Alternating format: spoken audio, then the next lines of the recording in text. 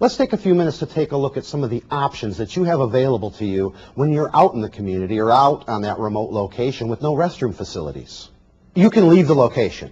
You can go out and find some local gas station or restaurant that has restroom facilities. In fact, that's probably your best option. But we all know about the inefficiency of leaving the job site. It can take you up to 45 minutes to tear down your site, go out and hunt down a restroom, and then come back and start all over, just to relieve yourself? But if you make the decision to stay on the job, then what? What do? You still got to go. How about you? What do you do when you're out there? Well, typically, I just try to hold it until the job is over or wait until my break. I'm sure we've all done that. And if the time is short, it's probably a reasonable decision.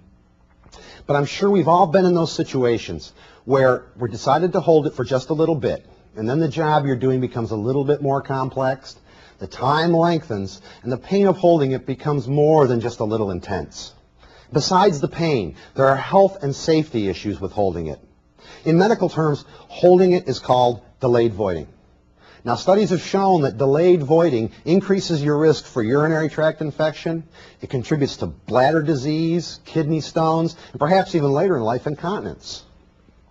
There's also a safety issue with holding it. It's tough. It can be even dangerous. When you're focusing on the task at hand or you're trying to drive defensively and your mind is distracted on the need to relieve that full bladder.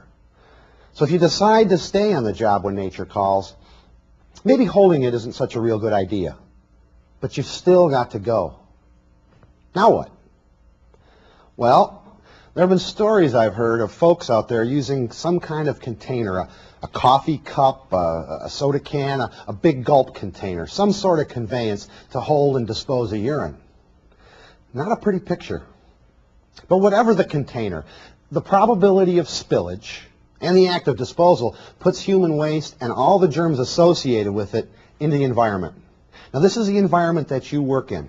It's the environment that your coworkers work in, and it's the environment that you bring home to your family on your shoes and on your clothes.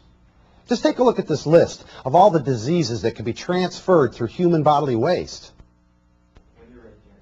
There's also a risk of corrosion to your tools and to your equipment. If that container spills or breaks in the back of your vehicle and contacts your equipment, well, now you've got a mess that's unsanitary, it's unhealthy, and it's smelly, and somebody needs to clean that mess up.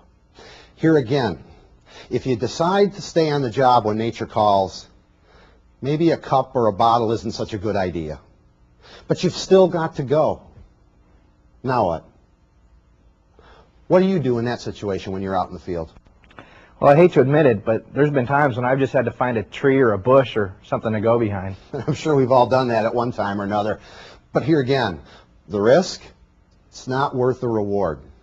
Suburbia is encroaching on the countryside. There are less and less wide open spaces available.